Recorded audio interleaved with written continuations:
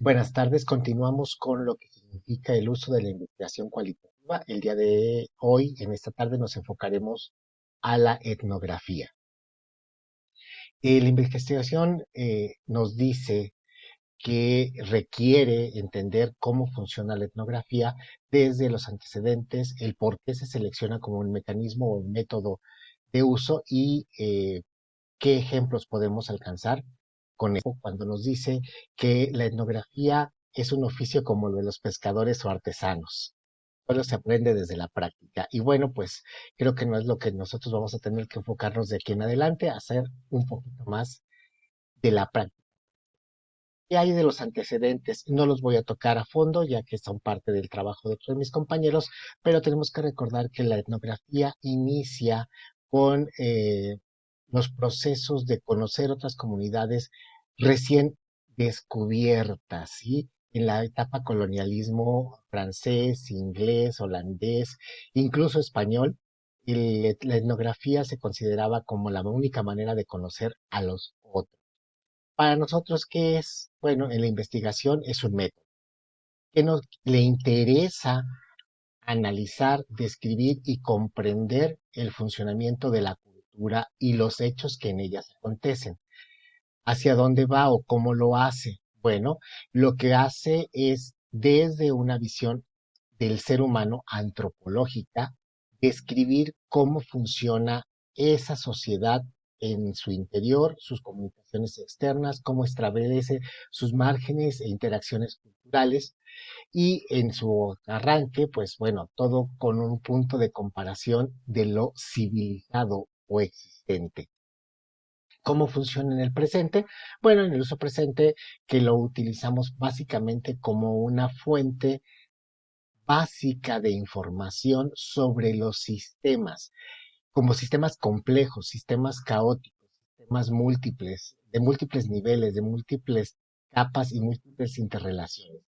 Porque lo que nos interesa a través de la etnografía es, utilizando otras ciencias naturales y sociales, reconocer al ser humano en su entorno. Y bueno, con esos antecedentes, digamos, cómo se hace o por qué seleccionar la etnografía como la herramienta de uso para nuestra investigación. Bueno, pues tenemos que identificar que la etnografía en sus rasgos principales nos dice que es exploratoria, nos dice cómo se interpreta el fenómeno más como más importante que el decir que funciona de cierta manera, que corroborar una hipótesis. Nos ayuda a trabajar con datos que no tienen una estructura previa. Sí, se trabajan con los, de preferencia con los datos de campo directos. No es importante la estadística de los grandes números. A veces con un solo caso es suficiente para desarrollar el proceso y la interpretación de la información se da desde el punto de vista de las personas, más allá de la explicación verbal y también la descripción del contexto enriquece la investigación. ¿Cómo debe ser un problema para poder elegir la investigación por etnografía? Bueno, básicamente, si involucra la interrelación humana, la mejor forma de estudiarlo es a través de la etnografía. ¿Por qué? Porque estamos buscando analizar la interrelación de esos seres humanos con su contexto y su cultura según avanza y modifican los antecedentes que poseen para construir un presente que a su vez afectará el futuro. ¿Por qué seleccionarlo? Bueno, si el problema es un problema social, pues la etnografía es directamente la herramienta que nos permite. ¿Cómo saber si es social o no? Bueno, involucra la organización, la cultura, sus costumbres, su forma de alimentación, su forma de vivienda, creencias religiosas. Si involucra alguno de estos puntos, la etnografía es, es la línea de trabajo que nos garantiza poder comprender ese problema. Con esa parte ya prevista, podemos irnos a seleccionar con qué mecanismos podemos trabajar. Bueno, para el uso de la etnografía nos dan cuatro propuestas, ¿sí? La clásica, la particular, la transversal y la etnohistórica. No me voy a detener en ellos en este momento, ahorita platicaremos con un poquito más de detalle. Y con todo esto en juego, tenemos que pensar cómo funciona o cómo ha funcionado y hacia dónde va. La etnografía en lo clásico, tenemos los ejemplos que son históricos, que nos hablan de cómo se trabajaba un investigador que caía, que se involucraba en el contexto de otra cultura para describirla y darnos a conocer los elementos que se consideraban importantes o análogos a la cultura raíz del investigador. Estos estudios fueron los más notorios, los más desarrollados en los siglos XVIII, XIX. Todavía en los siglos XX tuvimos algunos por ahí.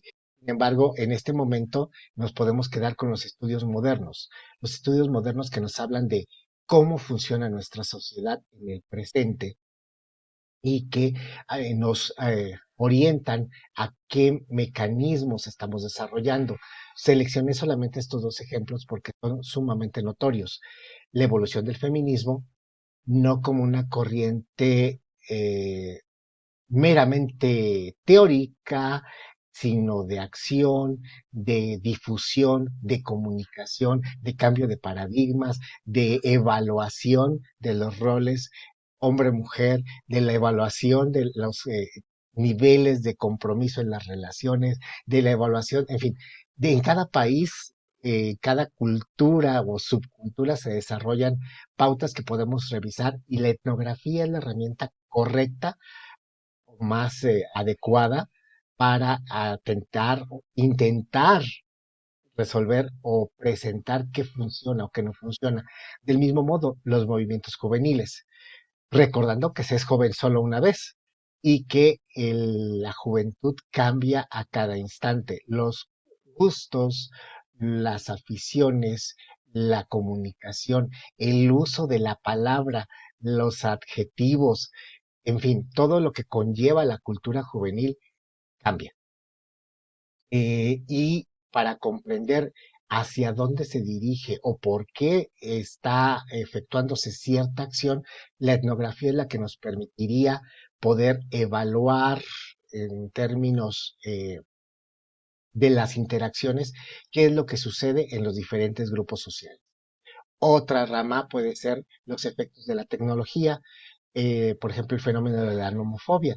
¿Qué sucede con las personas o qué sucede con las sociedades donde por una cuestión técnica desaparece el servicio celular?